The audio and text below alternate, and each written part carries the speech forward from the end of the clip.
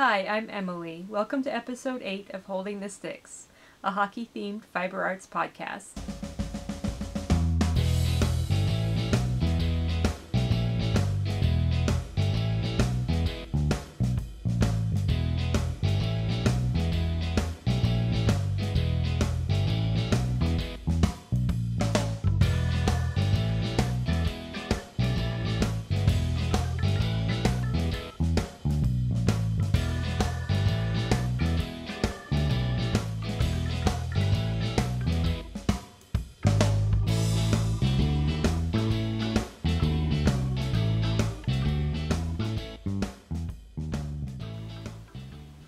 Hi everyone, and welcome to my craft room here in the Blue Ridge Mountains of North Carolina.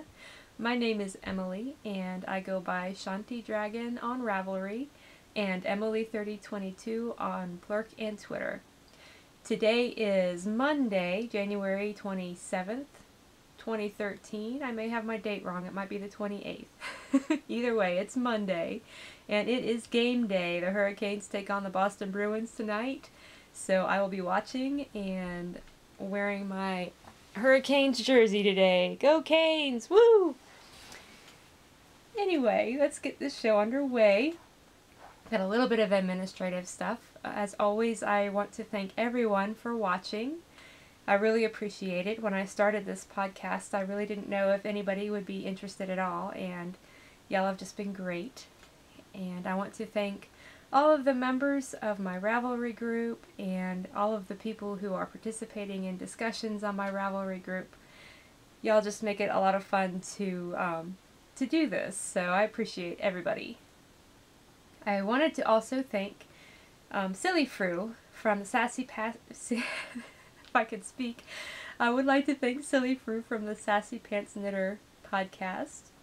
She mentioned me on her show, and I kind of did a little happy dance when she did that. I've been listening to Silly Fru since she had an audio podcast, and then watched her, of course, through the transition to video. But it's been several years now. I can't remember. She did a kind of a recap of her podcasting career on her last episode, and it's been several years.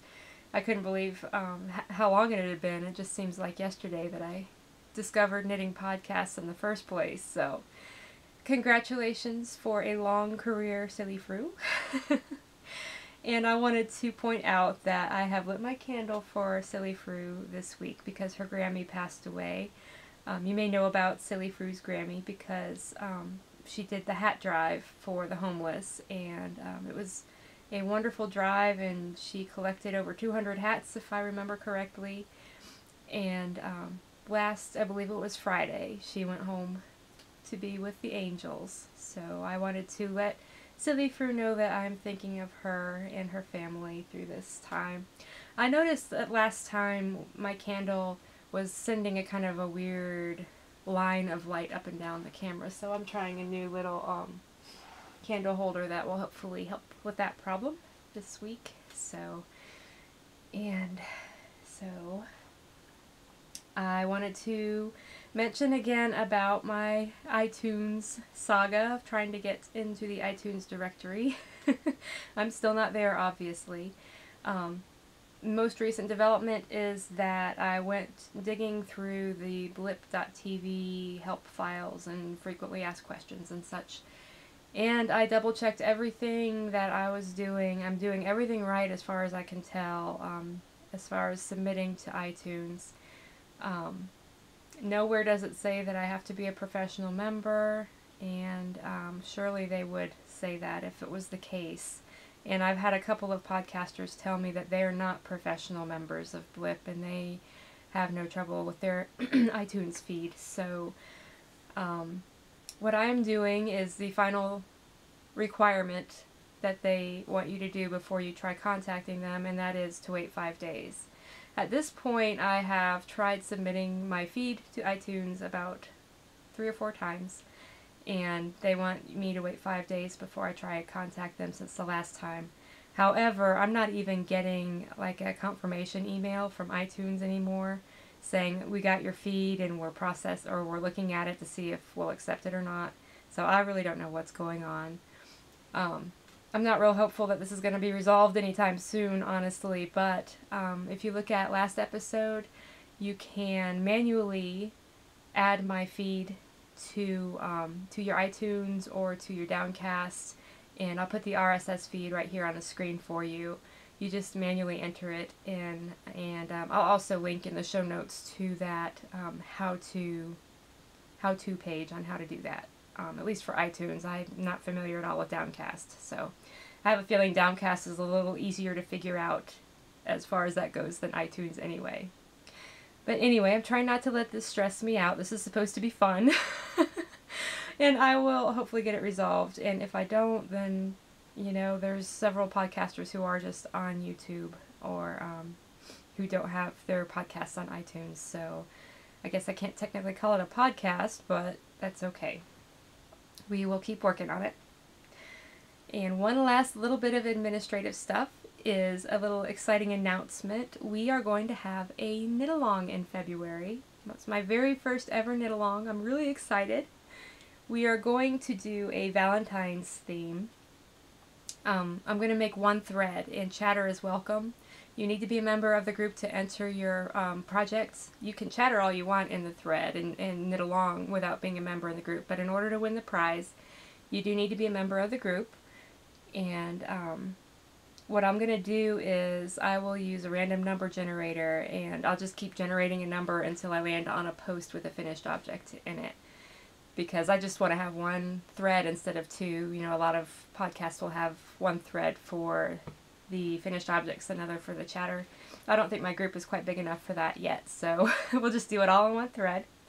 And the prize will be some stitch markers that I made. I used to have a little Etsy shop, and I haven't kept up with that of late, so these were made for the Etsy shop.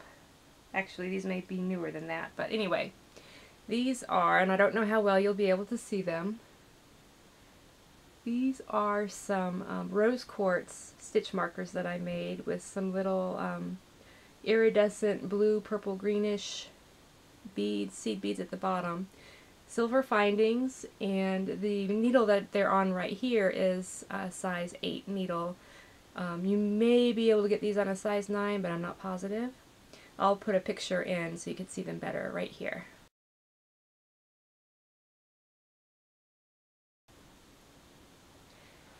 And they are a pale pink, like I said, rose quartz. It's real rose quartz. They've got a nice, they're not overly heavy or anything, but I'm one of those strange knitters that likes for things to have a little bit of weight to them, and these have a little bit of weight because they are actually the stone carved into beads. So, yay, those will be the prize. I will draw on the first episode in March. You have until February 28th to finish your items, and you can knit anything with a Valentine's theme or anything that you can tie into Valentine's Day. So if you're knitting a gift for somebody for Valentine's Day, that will count. You can get creative if you want. I'm not going to be overly strict about this. If you can come up with a creative way to tie what you're knitting in with Valentine's Day, go ahead and enter it in the knit along, and we'll have a good time, I hope. Alright, let's get on into the first period, shall we? Seems like I always forget a little something in this introductory part, so we're not quite in the first period yet. I wanted to point out the hockey jersey behind me, right here. And I also wanted to mention that a hockey jersey is often called a sweater. So if you ever hear me say a hockey sweater, that's what I'm referring to. It's a jersey. That's a traditional name for it. Instead of jersey, we use sweater, but I figured with all the knitters watching, that might confuse some people, so I haven't done that. I'm sure I will eventually slip up and do it, though. So anyway, my husband designed the logo on this jersey for a team up north. It's just a rec league team that a friend of his was affiliated with in some way, I'm not sure. But I love that jersey, and I love the logo. The team name is War Pigs. I thought that was a funny name for a hockey team, but it's pretty cool. So thought I would show that off as a proud wifey. And now for real, I'm going to get into the first period.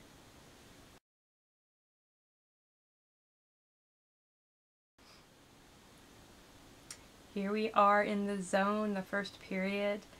And I don't have a whole lot of developing play going on. I just have 2 projects on the needles right now. The first one, of course, is Mork, which I've showed many times. Mork will look like this when it's finished.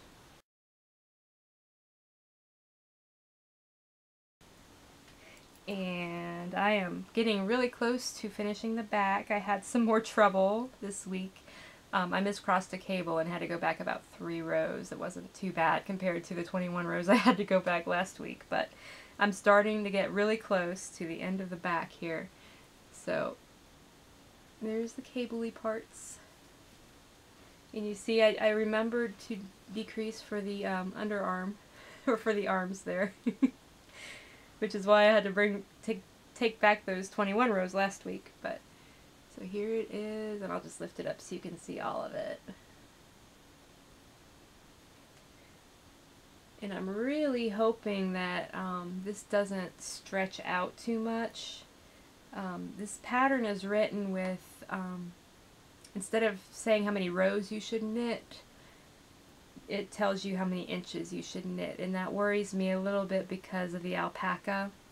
I'm using the same yarn that is recommended for the pattern, so hopefully it'll be fine, but I worry about these things, especially as much work as this sweater is taking. I really want it to look nice when it's finished, so I'm really loving the color.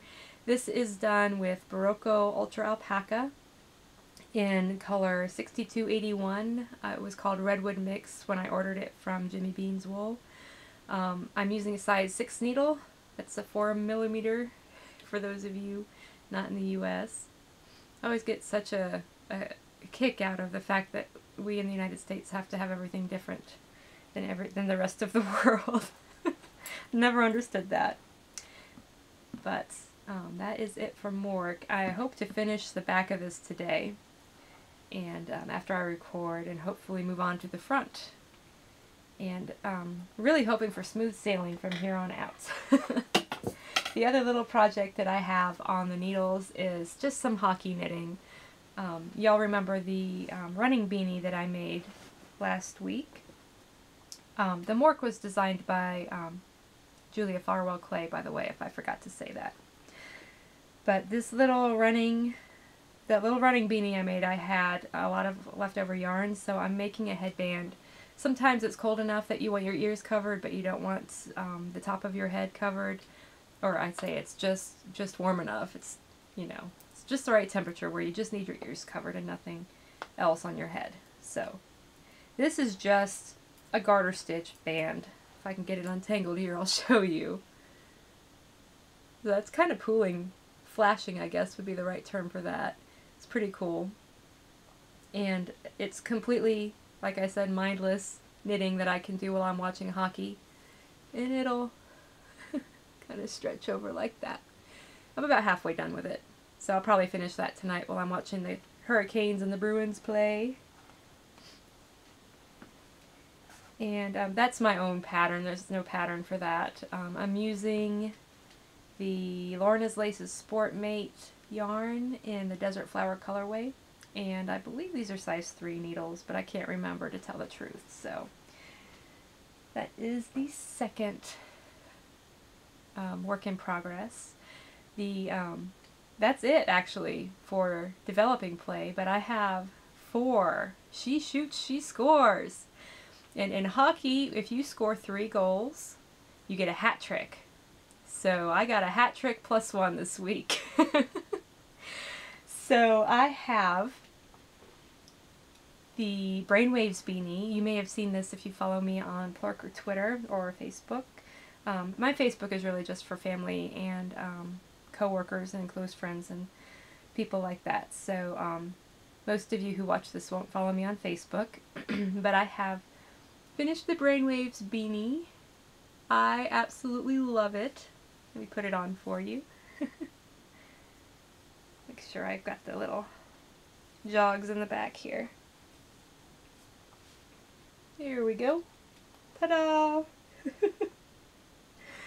I'll have pictures of that at the beginning or end or both of the podcast too. This is a crocheted beanie, and I enjoyed crocheting this so much. I thought, the whole time I was doing it, I thought, why don't I crochet more often?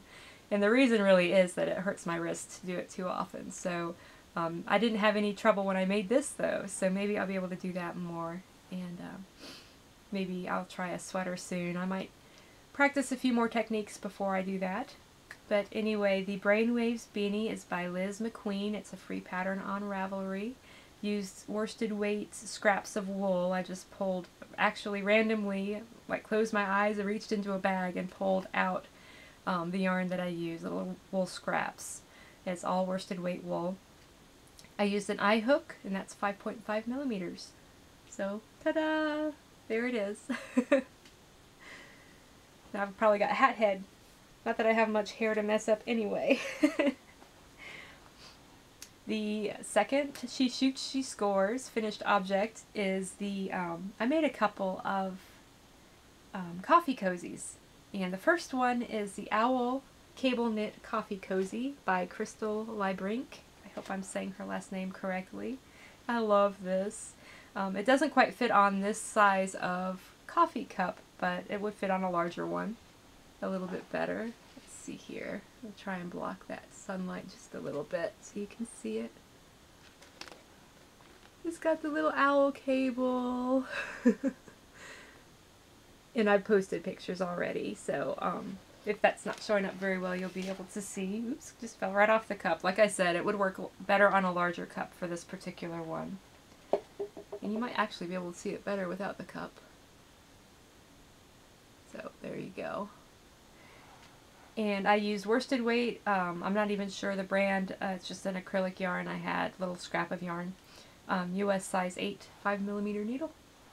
And the buttons, or the eyes, are just buttons I found at Goodwill. And then I drew the pupils on with a Sharpie. So real creative there, huh? The second coffee cup cozy was the Pick a Pocket Cozy by Julie Tarsha. It was made with a sport weight acrylic scrap that I had in my stash. Used a size 4 US needle or 3.5mm. And this fits this size cup a lot better. Here, let me try and hold this up to maybe you can see that a little better. If not, there will be pictures. It's just a coffee cup cozy with a little pocket in the front. This was a really cool project because I'd never made a pocket before. So this is just a really quick little tutorial on how to make a pocket in your knitwear. I thought that was pretty cool. It's a free pattern, so what you do is you just put in waste yarn like you're going to do an afterthought heel on a sock. And then you go back after, pull the waste yarn out, pick up all those stitches, knit a little tube on the inside, and then after that you pick up and knit this little 1x1 or 2x2 ribbing band on top to kind of give it a finished look. I thought that was pretty cool. There's two versions of this. There's this one that's really plain, and then there's one with like a mock cable pattern on it, which is neat. I like them both. So that's 3 goals, and that is a hat trick. I don't remember the last time I had a hat trick of finished objects before, so I thought, in honor of the occasion, I would do a random drawing of my members and let them choose a pattern, a hat pattern of their choice for $5 or less from Ravelry, and I will purchase that for you and send it. So I did the drawing already, did a random number generator, and downloaded my member list, and the winner was, drum roll please, the winner was Love Zombie in South Carolina. Congratulations, you have won a hat pattern, $5 or less. If you really, really don't want a hat pattern, I'll purchase any pattern, $5 or less for you. But I thought it would be fun since it's a hat trick. That means 3 goals scored. Usually if you're at a hockey game and a player scores 3 goals, a hat trick, everybody in the arena, if they're at home, obviously the opposing fans are not going to do this. But if you're at home and you score a hat trick, your fans will all throw their hats onto the ice. So I thought it would be fun to buy a hat pattern for somebody in honor of the occasion. So I have one more finished object in She Shoots, She Scores. Sorry for that pause there. I was running out of time. My camera was about to shut off. Have a 10-minute time limit on my camera, so I have to watch the time so I don't get cut off. But anyway, one more She Shoots, She Scores. I finished the Max Hot Water Bottle cover by Linda Johnson using the Drops Silky Alpaca in color 6208, using a US size 7, 4.5 millimeter needle. The pattern actually calls for you to do the ribbing in a smaller needle and then go up a couple of needle sizes to do the body. I stayed on the small needle size because this is alpaca and it will stretch and grow. So here it is, the hot water bottle cover. My husband hasn't used it yet because I wanted to show it to you guys before he put his feet all over it. Not that you could really tell one way or the other, but it's just the principle of the thing. So here it is. I am a little bit jealous. This is so soft. I just want to cuddle it. But I have one skein of this yarn left over, and I'm not sure. I may make myself a little headband with it, or maybe a tea cozy, because this will really keep the tea warm for sure. It's a heavier weight yarn. I can't remember if it's worsted or bulky. I think it's, well, I think maybe it's Aran. Anyway, it's all on my Ravelry project page. So there it is. Ta-da! Alright, no Spinorama this week and no equipment room. I managed to stay away from the yarn shop this week, so part of that was weather, but because I did actually intend to go back and get more of that green yarn. But anyway, let's get into the second period in the training room.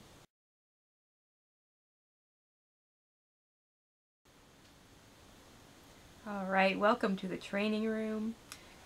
It's been a good week and a bad week in some ways. The good thing is that I finished day 1 in the AON Challenge .net challenge that I'm doing. I actually skipped a day of working out just out of pure laziness this week. I wasn't tired. Well, I was kind of tired. I was being lazy.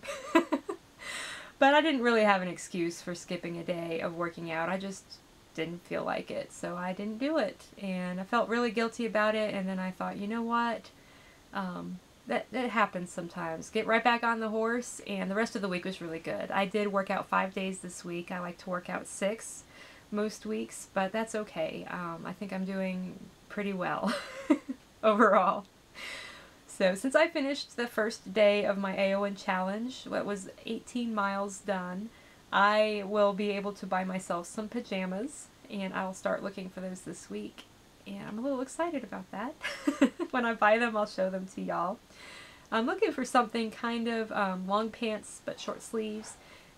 Something maybe a little bit lacy, I don't know. Not overly lacy or anything. It's all of the pajamas I have are kind of cutesy. Like my favorite pajamas, my little sister bought for me. They've got sock monkeys on the pants and a hot pink shirt. But I like something a little more romantic. So I'm going to look for that this week.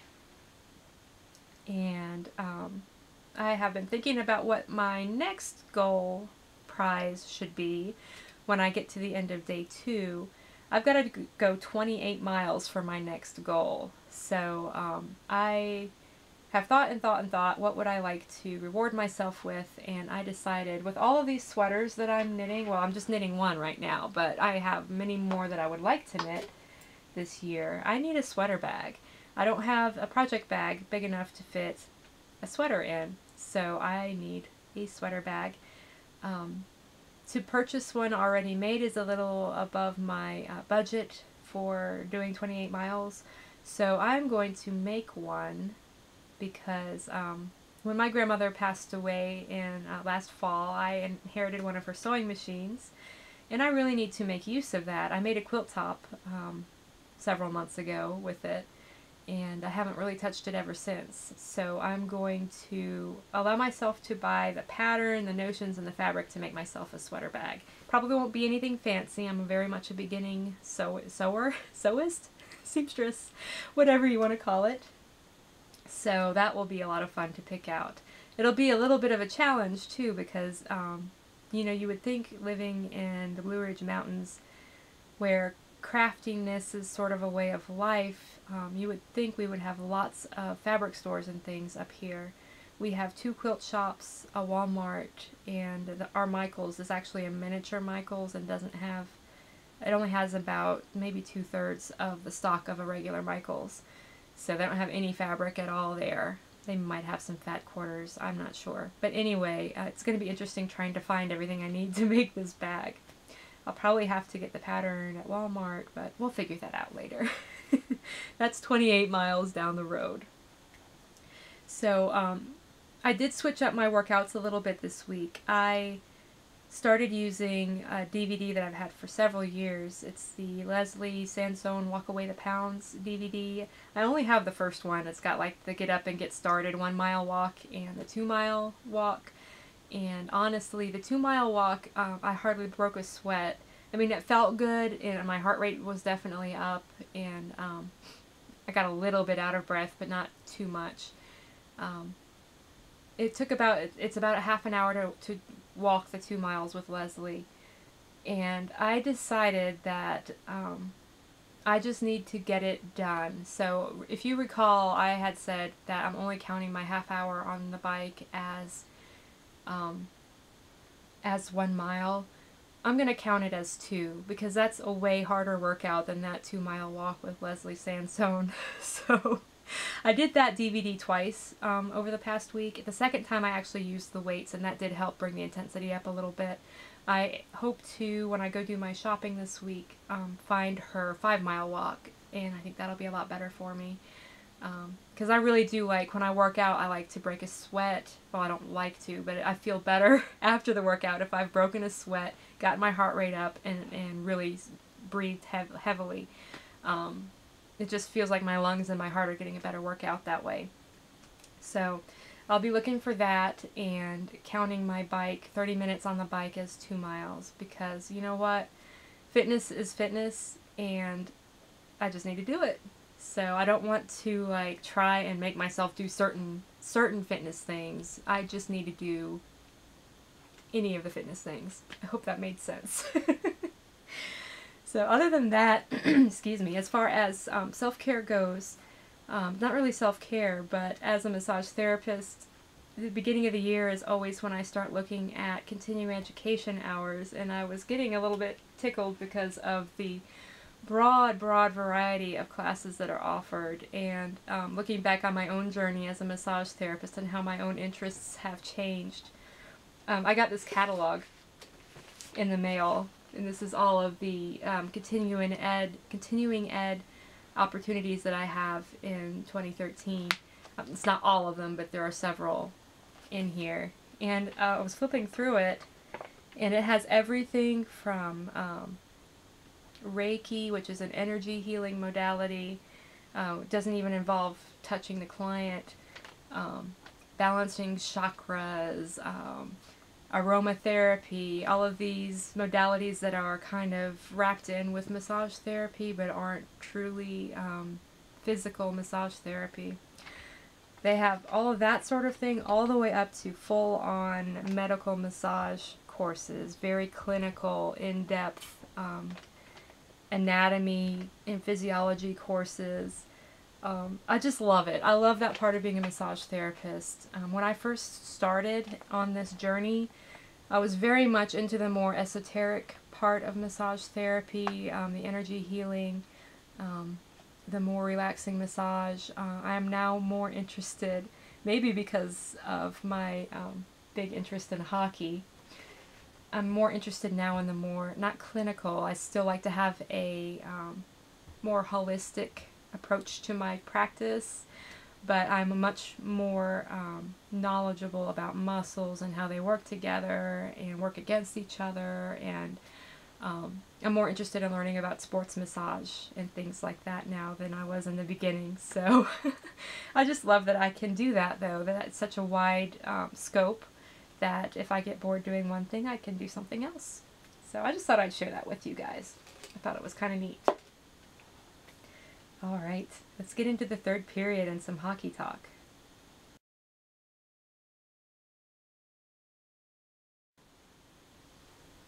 time to drop the puck for the third period and a little bit of hockey talk. It's been a good week. The Checkers have had a little bit of a rough week. They had 2 losses earlier in the week, and then they had a win most recently. So they've kind of been up and down, and it's only to be expected with the roster changes that are going on, with guys getting called up to the Hurricanes and guys being sent back down, and it just shuffles the roster, and it's hard to keep that team chemistry going at times like that. So far, I believe they had to call John Muse up from Florida, the Florida Everblades, to back up Justin Peters in goal, and I think he's only been in 1 game so far, and they've given Justin Peters the clear starting goalie role, which is good because he's been doing really well for the Checkers this year. I really think he is ready to make the jump to the NHL, but because we had Dan Ellis on the roster and he has so much NHL experience, he's the one that got the call up to Raleigh. And I understand that. I'll get more into that in just a minute. But anyway, that third game when they won last week, they came back from 4-0, and they wound up still losing, but they scored all their goals in the third period, and the final score was 4-3. Abbotsford Heat won the game, but it's pretty cool. In the AHL, comebacks like that are not uncommon. You can have, you know, a 5-0 game. I actually saw this happen. The very first Checkers game I went to, this happened. They were down 5-0 and came back in the third period to win the game. It can be a lot more variable and less predictable than the NHL hockey can. These things can happen in the NHL as well, but it seems like it's not as common. That first Checkers game that I went to was just incredible. My mom bought us tickets right on the glass. That means that we were sitting in the front row, and I was so awed by being that close to the game that I couldn't even keep track of the score. But that first game, it was really cool. It has gone down in Checkers history. People still talk about it.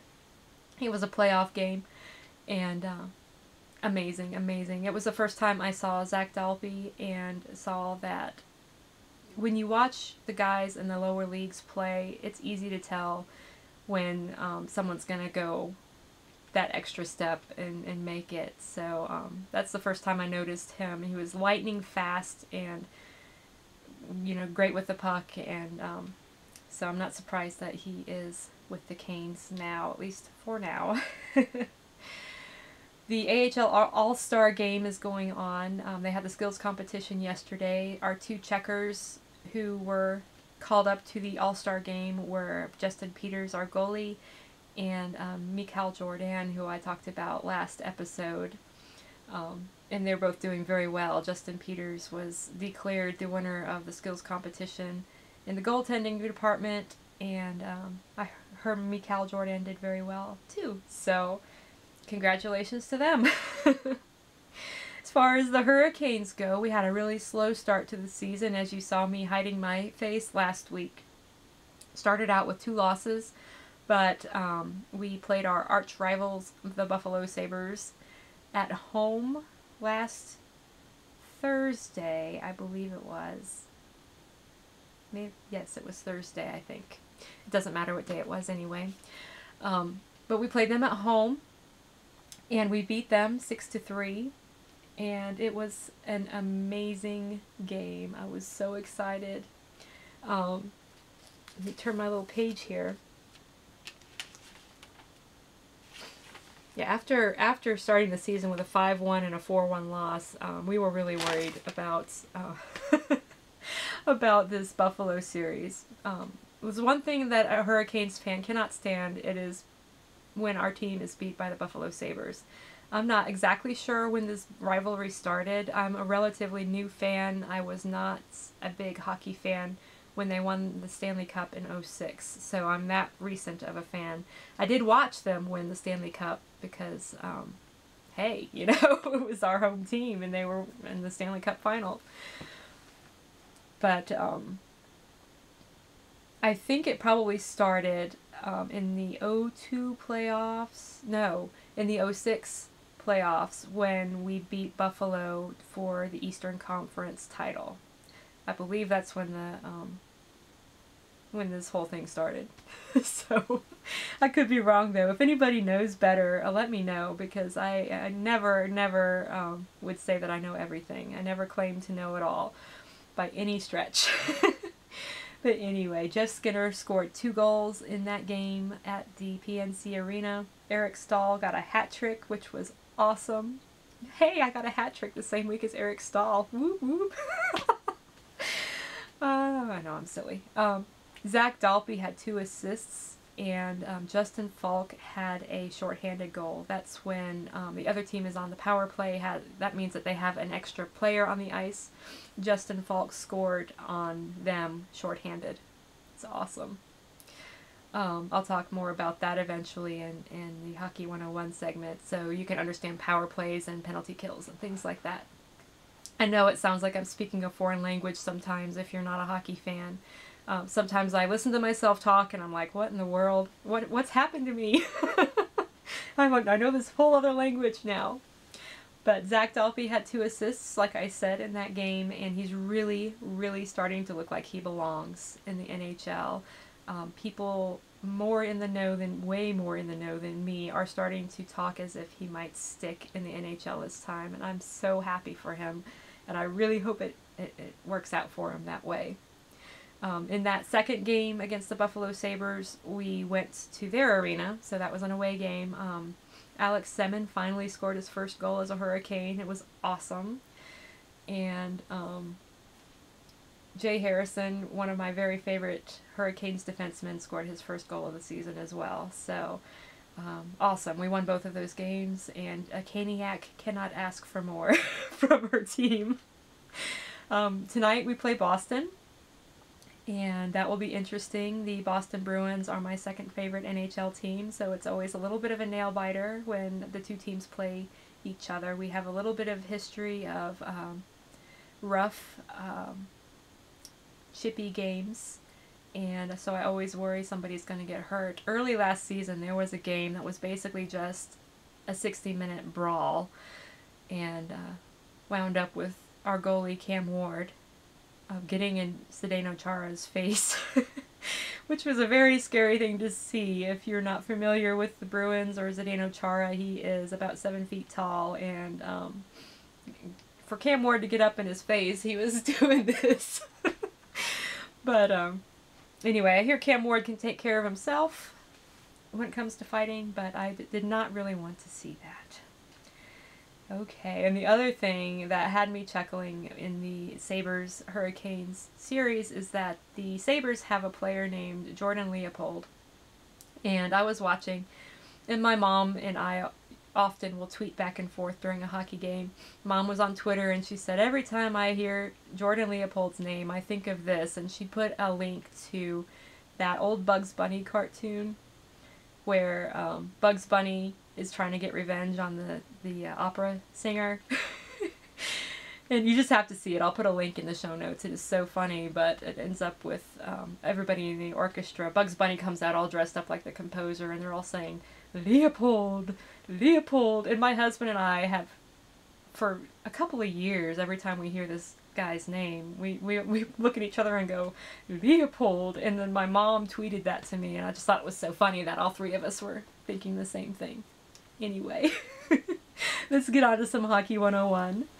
Last week in Hockey 101, I know I promised that I would talk about icing and offsides this week. However, I have kind of realized that I've kind of skipped over a good portion of the very basics of hockey. So I thought I ought to cover that first, and we'll get to the icing and offsides next week. Hope that's okay. So I know I've talked about scoring goals, and that's how you win a hockey game, obviously. But I never really laid out how, like, the format of a hockey game. So I thought I would do that today quickly. A hockey game is played in 3 periods. Obviously, the format of my show follows that as well. They are 20 minutes each. They are separated by 2 17-minute intermissions.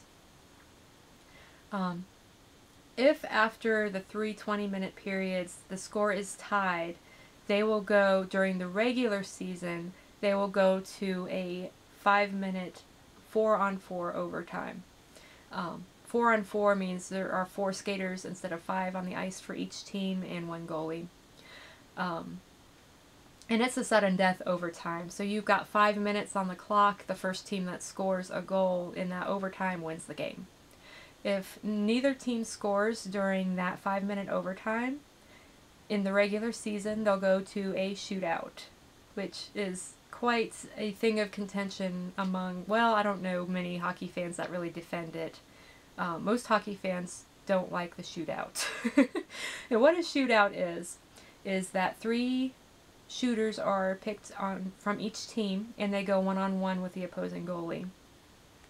So, it's just what it sounds like. It's a shootout. A guy comes out with a puck and tries to score on the goalie, and there's no defenseman and there's no other players on the ice except for that one skater and that one goalie. So, like I said, 3 skaters from each team. It's the best 2 out of 3. If it's still tied after those 3, then it goes into a sudden death format. If one team scores, the first team that goes scores, then the next team has the opportunity to answer that score. But other than that, first team that scores wins the game. So that's what happens in the regular season. It's different during the playoffs. There's a whole different, not a whole different format, but the overtime format is very different in the playoffs. It's still the three 20-minute periods with the 17-minute intermissions. But if a playoff game is tied at the end of the 3 20-minute periods, they go to another full 20-minute period of sudden death overtime. And they do a 15-minute intermission between the regular game and the overtime. And then they will keep doing those 20-minute overtime periods until somebody scores. So they can go on and on and on. The longest game ever in NHL history went into 6 overtimes. That would be the equivalent of playing 3 hockey games back to back. These guys had to keep coming out and play more hockey till somebody finally scored. That was in 1936, March 24th, 1936, Detroit versus Montreal. So I know the longest one I ever saw went into 3 overtimes, I think. I remember it was very late at night. It was, you know, during the playoffs, if you are good friends with a hockey fan and they come in to work the next morning just completely falling asleep or drinking lots of coffee, you know that one of the playoff games went into several overtimes, because most of us will not turn off the TV until the game is done, especially if it's our team that's playing. Now, I'll watch them even when it's a different team playing. Sometimes I have to be a little more careful than others, of course. If I'm having health problems or whatever, of course I try and get my sleep. But typically I will watch until the bitter end. So that is it. And next time I promise I will get to offsides and icing. So how about some post-game chatter? Let's get into that.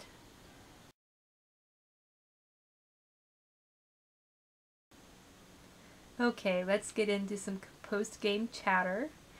I've had a few takes now, so hopefully I won't repeat myself or leave anything out. This is just the fun part of the podcast anyway. There's nothing important usually that I say in this part. I just kind of blabber about whatever's on my mind. So this week we had more weather. It's been wintry. I like that. Since it's winter, I like it when it's wintry. I do not like ice, however, and we had an ice storm Thursday night into Friday, all day Friday. I was iced in. I could not leave the house. I tried to leave the house and almost wound up in the ditch, so I turned around and came right back home and cozied in my pajamas with a cup of tea and my knitting and really enjoyed it. Of course, what happened was my husband left before the storm really got bad, and so he made it out just fine, and so I had to worry about him the whole rest of the day getting back home in a rear-wheel drive pickup truck. He does put weight in the back of the truck, so he does okay usually, but you know, snow I don't worry so much about, and I'll drive on snow till the cows come home, but ice is it's a whole different creature. So I worried about him until he made it home. He actually went out of town Friday night and had to go real slow leaving town, but everything's fine. He made it back. No problems. So I barely made it out to get to work on Saturday. It was not icing anymore. The precipitation had stopped, but I literally had to go out and chisel my car out from under the layer of ice that's on it. There'll be some pictures of that. But I had to take my ice scraper and literally do this number and just chunk away at it. Meanwhile, I could hardly keep my footing. My driveway is sort of on a hill. Thank goodness I had those little spiky things that you can put on your shoes, because I would have slid right down the hill without those. It was so slippery. I literally could have put my ice skates on and gone for a little skate on my sidewalk. And probably on my driveway and on the road too. So it was rough getting out of the neighborhood on Saturday, but I made it and got to work. Had 2 clients right off who also made it on time. I was so surprised, but then my last 2 had to cancel because there was a tree down in their driveway. So I can't really blame them for that. It's always kind of a hit on me when that happens, because I get paid more when I am working with a client than when I'm not. So I did get one replacement, one walk-in came in and replaced one of those 2, so it wasn't so awful. But yeah, you know how that goes. You try and plan for how much your paycheck is going to be, and sometimes it doesn't come out that way. So I try not to count my chickens before they're hatched. So last week too, I had something happen to me that's never happened before, and I tried to tell myself that it's nothing personal. I had a client tip me $1 last week, and that's almost worse than not getting a tip at all. Because when they don't tip you at all, you think, oh, they just didn't know they were supposed to, you know, big deal, whatever. But if they tip you $1, you think, what did I do wrong? But as it turns out, our gift cards, like if you buy a gift card, usually the amount is $1 more than the actual service, so the client will often leave that $1 for you as a tip. Usually they'll supplement it with more, but this time the client didn't. And like I said, I try not to worry too much about that sort of thing, and I try not to let it upset me or anything, but it really made me think, oh gosh, you know, I hope I didn't do something wrong. But anyway, mentioned last week that we are getting ready to take a trip to Atlanta in March. My husband is frantically getting ready for that. I don't know if it's quite frantic yet, but he is very busily getting ready for this trip. I wanted to make sure I wasn't misleading anybody. I want to let you know I'm not preparing for a trip to Stitches East. It occurred to me after the last episode that you guys might think I was getting ready to announce that I would be at Stitches East. Unfortunately, that's not what's going on. My husband does a lot of costume building, and there's a con in Atlanta that we go to every year, and he is preparing his costume and helping his friends prepare their costumes, and he also does artwork, and he's getting a lot of that stuff done. So it's very busy at my house right now, and if you could see my living room, it's just covered in stuff. He doesn't have his own space or his own workshop, so the living room is it. So we can't have people over right now, at least not people who don't know what's going on. So there's costume heads and all kinds of things all over the place, but I'll talk more about that trip soon and what kind of conference it is and everything, and I might even have Fox on the podcast to talk a little bit about it. Other than that, I think that's it. It's been a pretty quiet week. I've kept myself busy trying to juggle a schedule with the hockey games now that the NHL season has started. It's a lot easier to do other things when you're listening to a game than when you're watching a game, so until next time, may all of your fiber arts projects and your favorite hockey teams stay out of the penalty box. Bye-bye.